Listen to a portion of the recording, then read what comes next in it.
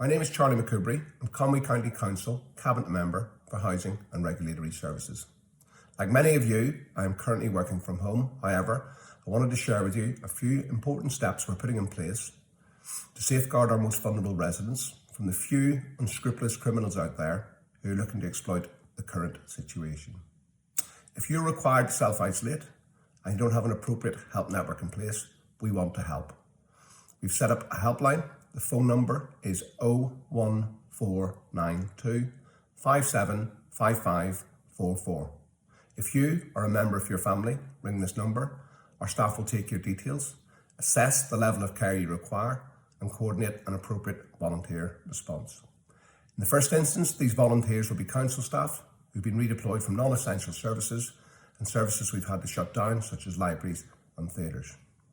Our real concern is making sure we get this message out to the people who require our help. So if you know anybody who needs our help, please pass this information on. Thank you very much. Keep safe. Diolch yn fawr iawn.